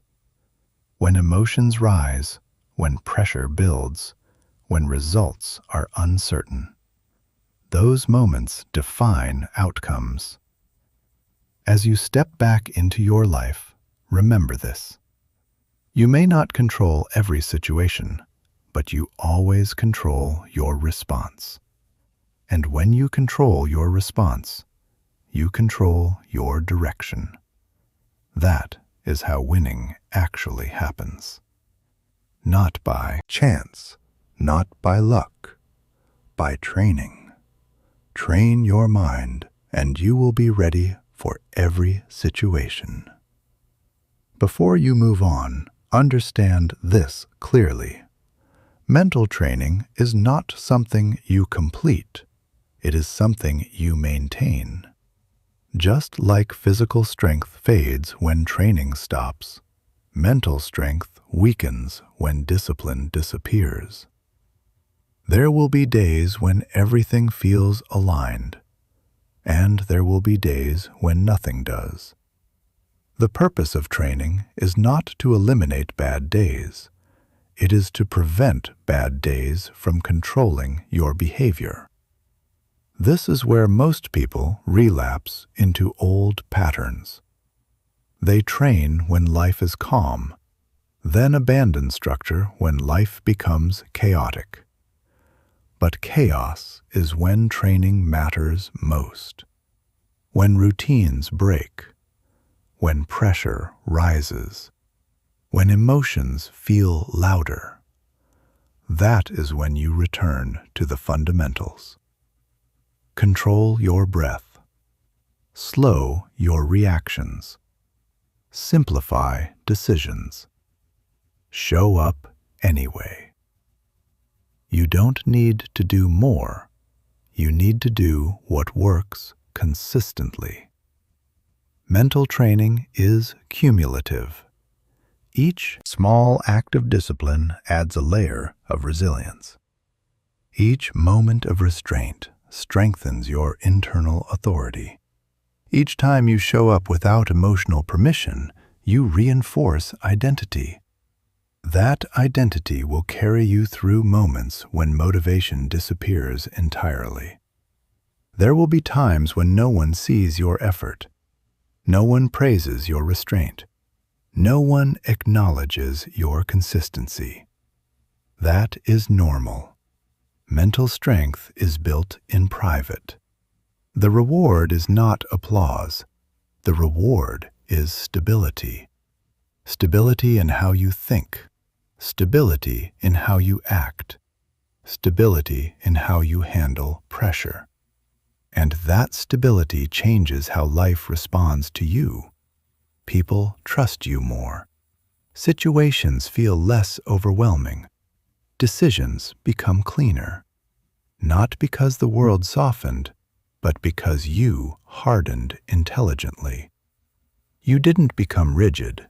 You became grounded. That is the goal. So when you feel tested again, and you will, remember this. You are not behind. You are not failing. You are training. Return to the principles. Apply them quietly and keep moving forward. That is how control becomes natural. And when control becomes natural, winning stops feeling rare and starts feeling repetitive. This is also where we want to pause one final time and speak directly to you about something that goes beyond this single audiobook. Everything you've absorbed across these 8 principles, the inner game, discipline, calm, reaction control, endurance, clarity, self-talk, and showing up. These are not concepts designed for a single listening session. They are designed for a lifetime of application. The people who transform their lives don't find one piece of content and let it sit. They return. They repeat. They build. That is precisely what Elite Success Audiobooks exists to support. Every piece of content on this channel is built with the same intention as what you've just experienced. Not to entertain, not to motivate temporarily, to train. to give your mind the structure it needs to perform at the highest level regardless of what circumstances arise. If this audiobook delivered something real to you, something you can feel settling into your thinking rather than just passing through, then the next step is simple. Stay connected to this training. Come back, listen again. Share this with someone who needs it, because the people around you are either training their minds or being shaped by default. What you've just done is different. You chose training. You chose structure. You chose control. That choice matters. And at Elite Success Audiobooks, we are committed to being here every time you return to deepen that training further. Now, for this final section, we want to leave you with one last quantum reflection. Across multiple traditions of consciousness research and quantum field theory, the number 432 holds a distinct position. It is recognized as a frequency of natural coherence, alignment between internal state and external expression, between who you are in private and you show up as in the world. When those two things match, when your inner training becomes visible in your outer behavior consistently and without performance, that is when life begins to change at a structural level. Not occasionally, not in flashes, permanently. If you feel that alignment beginning to form inside you right now, if something across these 8 chapters has started to close the gap between the person you've been and the person you know you're capable of becoming, type 432 in the comments right now. That number tells us this training reached the level it was designed for. It tells us you didn't just listen. You absorbed, you processed, you began. And it helps Elite Success Audiobooks reach the people who are ready to do the same. We read every comment, we see every number, and we build more of what you respond to. So as this audiobook closes, carry these 8 principles with you, not as ideas, but as standards. Win your inner game before you try to win anything outside of you. Let discipline lead when feelings try to take over. Build calm as a skill you train, not a trait you wait for. Control your reactions so your reactions don't control your outcomes. Develop mental endurance by staying present inside discomfort, instead of escaping it. Think clearly in chaos by protecting your attention and simplifying your focus. Train your self-talk to be precise, directive, and consistent under pressure. And show up no matter what, because consistency is the only force that compounds without limit. These 8 principles are not a checklist. They are a system that works when you work it, a system that grows stronger every time you return to it, a system that, over time, makes winning feel less like something that happens to you and more like something you produce, reliably, quietly, and without needing anyone else to see it. That is the standard. That is the training. That is what Elite Success Audiobooks is here to build with you. Keep going, stay steady, and train your mind every single day. You made it through 8 principles of mental training. But before this session truly ends, there is something left to say. Something that goes beyond structure, beyond principles, beyond systems. This final segment is not a chapter, it is a conversation. A direct, honest conversation between this training and the person listening right now. Because the truth is, information alone has never changed anyone. Application changes people. Repetition changes people. And the decision, made quietly, privately, in the middle of an ordinary moment, to become someone different from who you have been, that decision changes everything. So right now, in this moment, we want to speak to you not as a student, but as someone standing at the edge of something real. You are not here by accident. People who find training like this are not randomly browsing. They are searching. They are searching because something in their life is telling them that the way they have been operating is not enough. That the reactions, the emotional swings, the inconsistency, the disappearing when things get hard, that those patterns are costing them something they cannot afford to keep losing. You felt that. That's why you're still here. And that feeling, that tension between who you are right now and who you know you could become, that is not a problem. That is the most powerful fuel in the world. Most people try to escape that tension. They distract themselves. They rationalize. They tell themselves they'll start next week, next month, next year, when things calm down, when they feel ready, when the timing is right. But the timing is never right. The circumstances never calm down. The readiness never arrives on its own.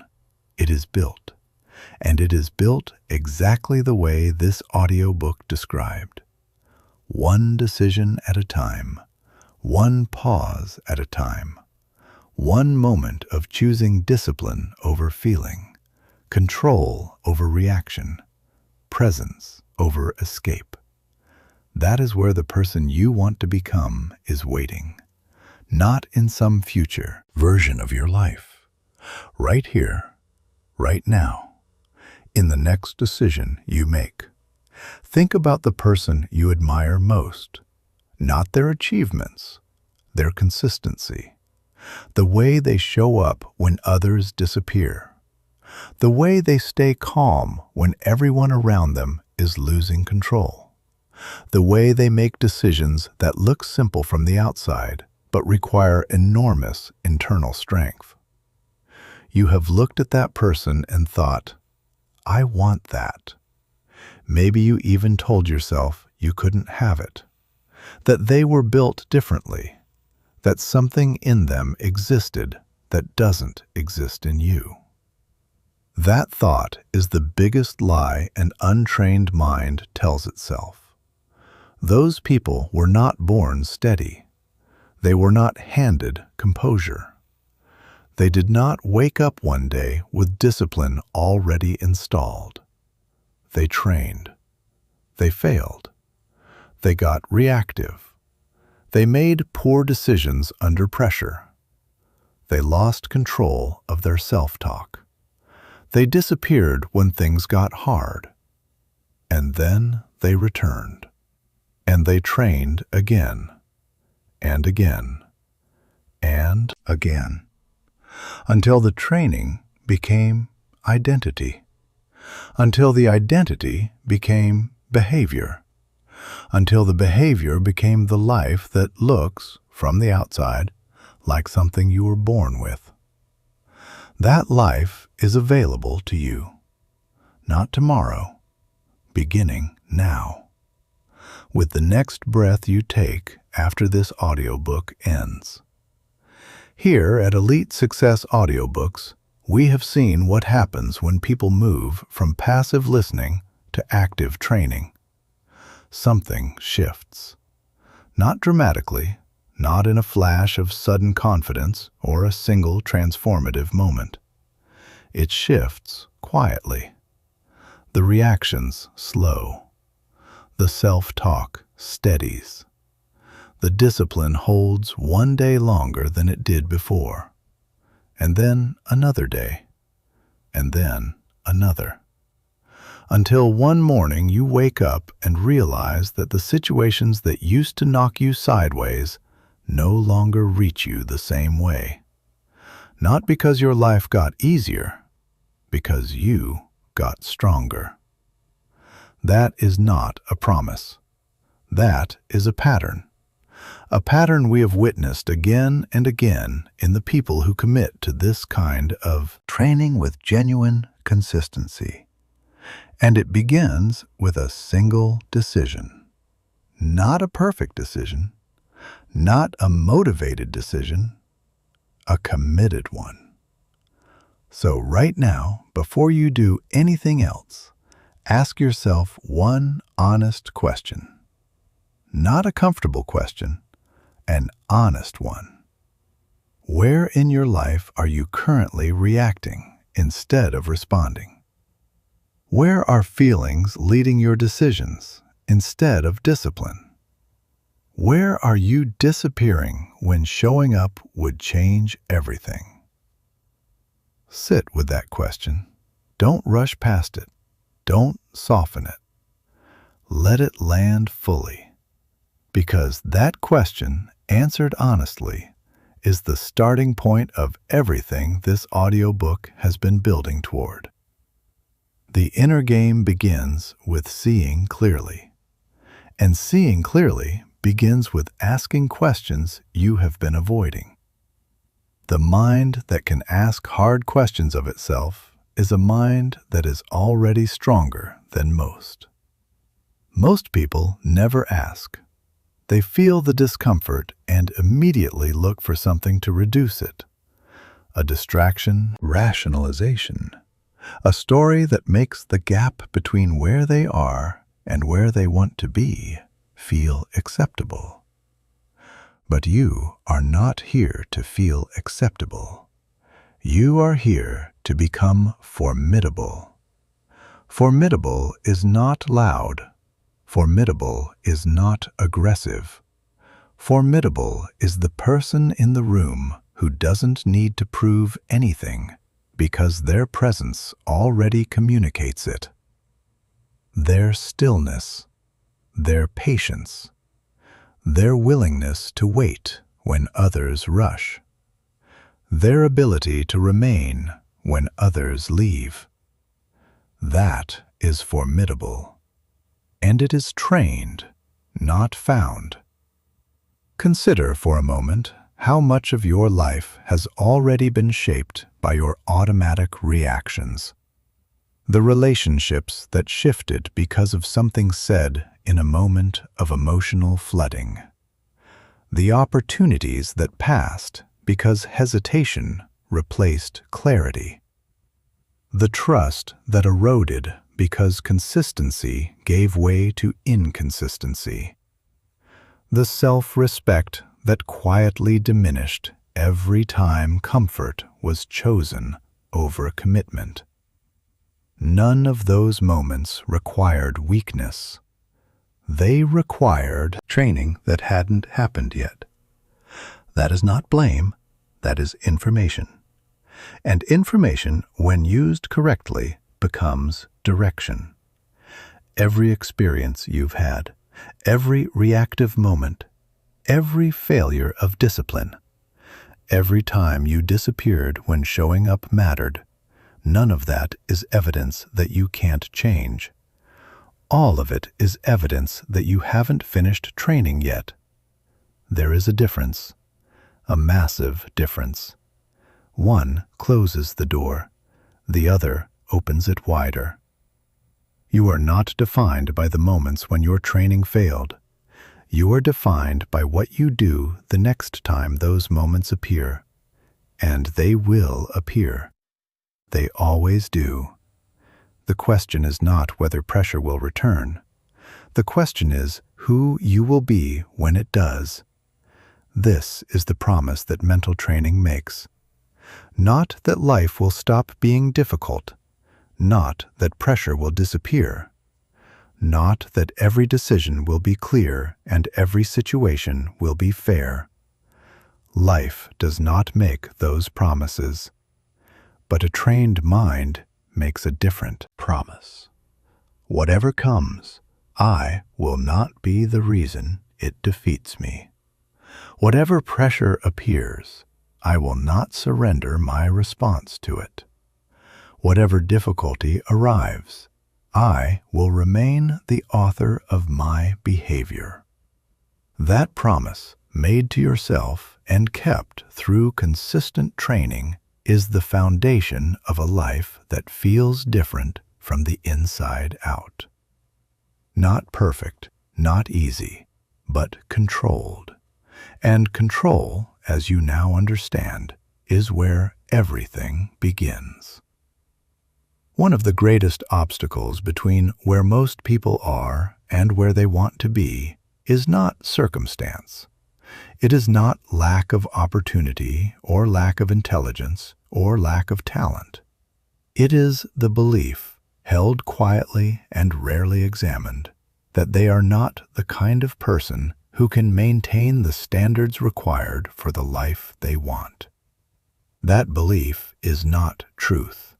It is a program installed through repetition, through past failures that were labeled as evidence of permanent limitation, through comparisons that were never fair, through standards that were never taught. Programs can be rewritten, not instantly, not without discomfort, but through exactly the process this audiobook has outlined. Repeated exposure to the right principles, applied in real moments, under real pressure, with real consistency. That is how programs change. That is how identity shifts. That is how the person you have been begins to give way to the person you are training to become. And here is something worth understanding deeply. The version of you that this training is pointing toward is not a stranger. It is not some idealized, unrecognizable transformation into someone you've never been. It is you, operating at the level you have always been capable of, finally equipped with the internal structure to express that capacity consistently. That capacity has always been there.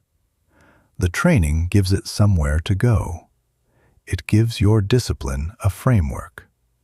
It gives your calm a foundation. It gives your self-talk a language. It gives your endurance a purpose.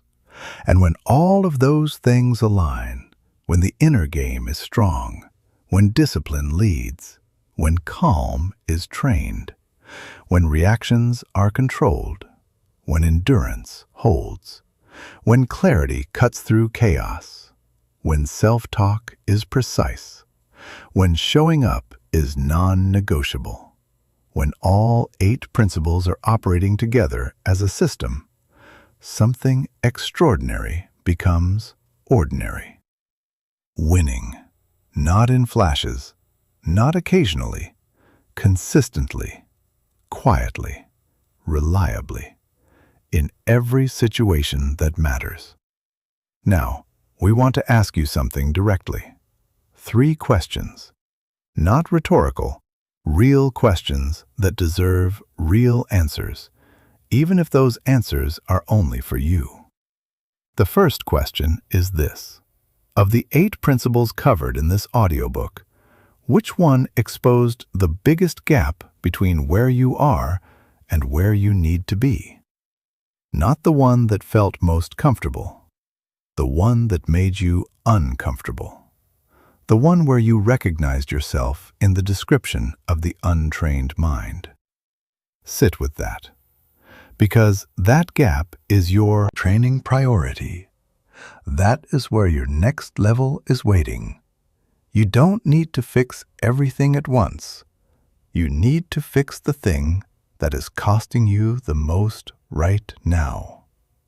Identify it, name it honestly, and make that principle your focus for the next 30 days. Not inspiration, not motivation, deliberate, repeated, daily application.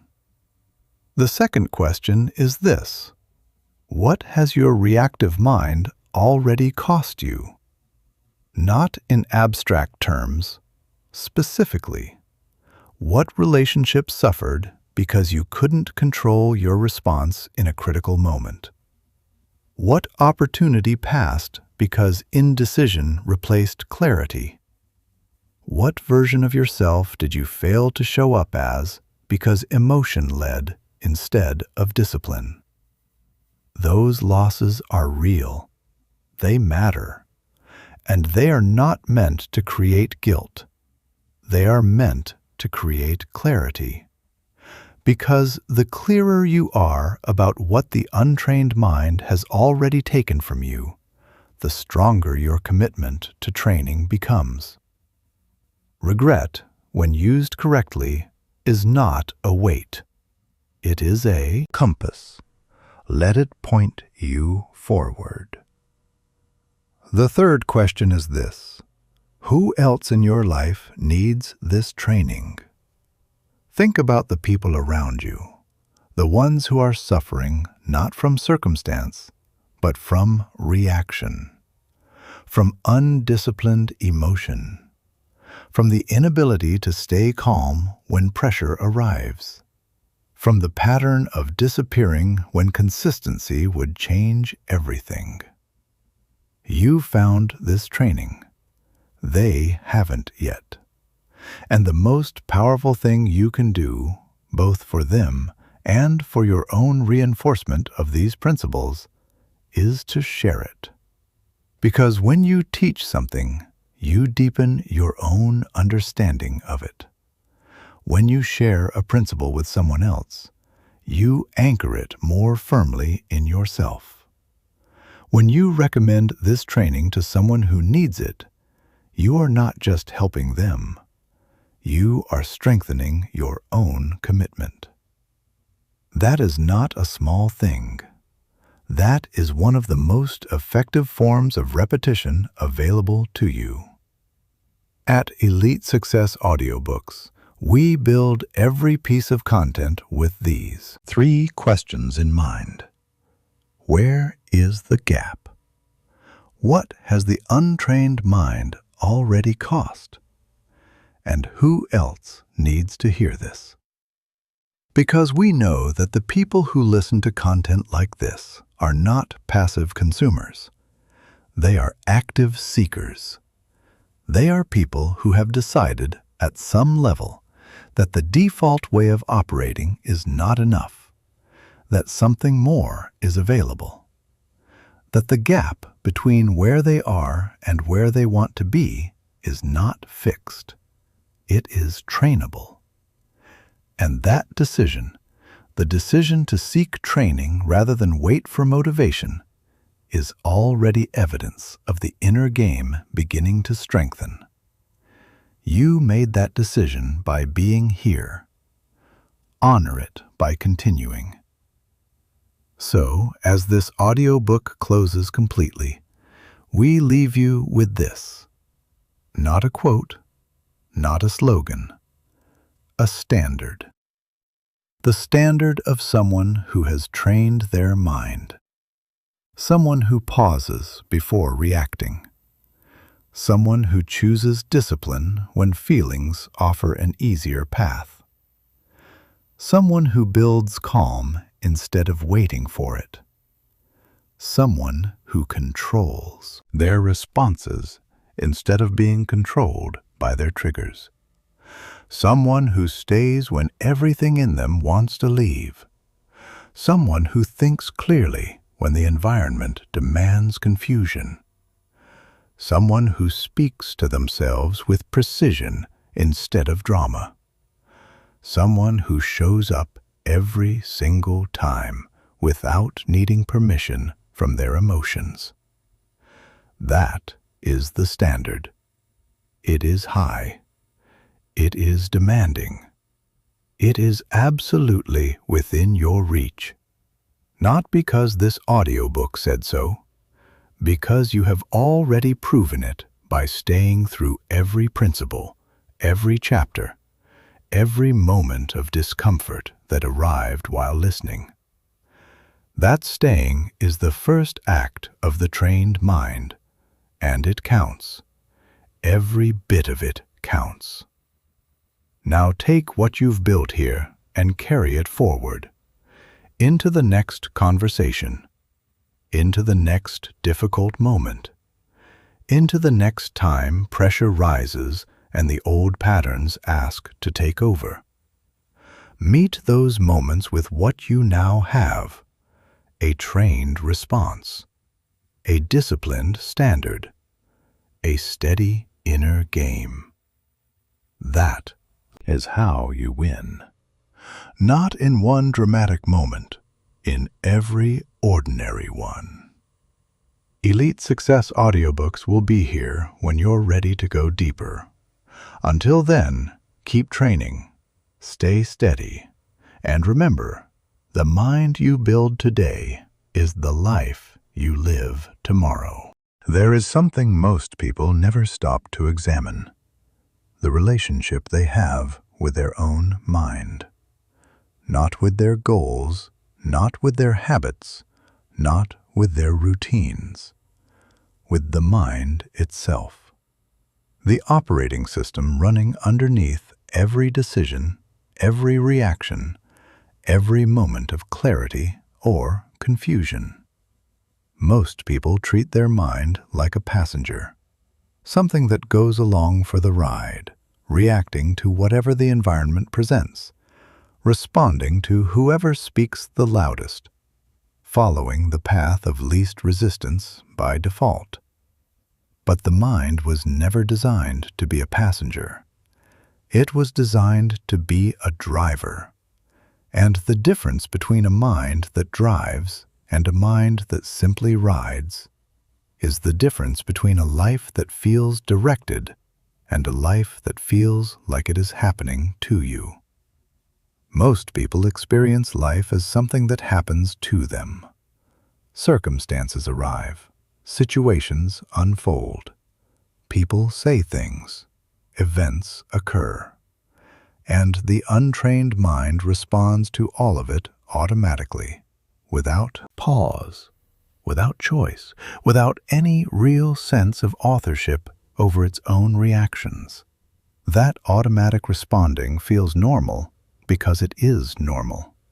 It is the default setting of the untrained mind. But normal is not the same as optimal. Normal is not the same as powerful. And normal is certainly not the same as trained. The trained mind experiences the same circumstances, the same situations, the same people, the same events. But it does not respond automatically. It responds deliberately. And that single distinction between automatic and deliberate separates the people who feel in control of their lives from the people who feel controlled by them. Think about the last time you felt genuinely in control, not just calm, not just happy, but actually in control, where your thoughts were clear, your responses were measured, your decisions felt grounded, and the pressure around you did not penetrate the stability inside you. That feeling is not accidental. It is not a gift reserved for certain personalities or certain people born into certain circumstances. It is the natural result of a mind that has been trained to operate from its center rather than from its surface. The surface of the mind is where emotion lives, where reaction lives, where urgency and fear and defensiveness and impatience all compete for control. The center of the mind is where choice lives, where clarity lives, where the ability to pause, observe, and decide with intention rather than impulse resides. Training your mind means learning to operate from the center, not the surface. And that shift from surface to center is what winning the inner game actually means. Most people spend their entire lives on the surface. They are pulled in by every trigger, every comment, every unexpected change in their environment. They experience emotion as something that arrives and immediately takes over, like a wave that knocks them off their feet before they even see it coming. And because this happens so consistently, so automatically, they begin to believe that emotion is in charge, that feelings are the authority, that whoever or whatever produces the strongest emotional response in them holds the most power over their behavior. But that belief is a surrender disguised as self-awareness. Saying, "I'm just an emotional person," is not self-knowledge. It is self-limitation. It is accepting the surface as permanent when the center is always available. The center does not require you to stop feeling. It requires you to stop letting feeling decide. That distinction is everything. Here is what the inner game actually looks like in practice. It looks like someone receiving difficult news and taking 3 seconds before responding, instead of immediately reacting from the shock of the moment. It looks like someone being criticized, feeling the sting of it, and choosing to extract the useful information rather than defending against the discomfort. It looks like someone walking into a high-pressure situation with their breathing already slowed, their shoulders already lowered, their mind already narrowed to what matters, because they trained for this moment long before it arrived. It looks like someone who has been disappointed repeatedly, choosing not to generalize that disappointment into a belief about their permanent limitations. These are not dramatic displays of superhuman strength. They are quiet, consistent, practiced acts of mental discipline. They are the inner game made visible, and they are available to every person willing to do the training. The inner game also includes something that is rarely discussed in conversations about mental strength: the relationship you have with your own history. Every person carries a version of their past inside them, not just the memories, but the conclusions drawn from those memories, the interpretations that became beliefs, the patterns that became identity. For most people, that history operates as a filter. It colors every new experience with the residue of old ones. A past failure becomes evidence of future limitation. A past rejection becomes proof of unworthiness. A past moment of losing control becomes the template for how pressure will always affect you. The untrained mind accepts these interpretations as facts. The trained mind examines them as assumptions. And assumptions, unlike facts, can be updated. You are not the sum of your worst moments. You are not defined by the times your inner game failed.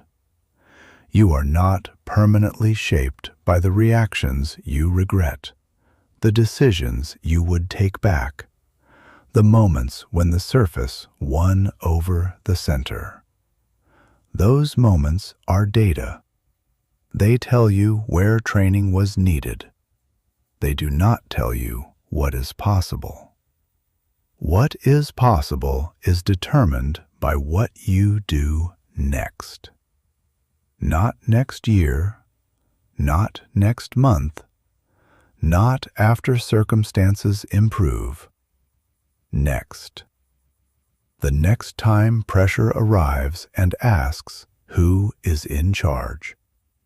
The next time emotion rises and waits to see if you have built anything strong enough to hold it. The next time, the easiest path is also the one that costs you the most in the long run. Those moments are not tests you pass or fail. They are training sessions. And every training session, whether you perform well or poorly, contributes to the strength of the mind you are building. This is also why comparison is so destructive to the inner game. When you compare your internal experience to someone else's external presentation, you are comparing your training to their results. You are comparing your struggle to their surface. You don't see the discipline they exercise privately. You don't see the reactions they contain in moments you never witness.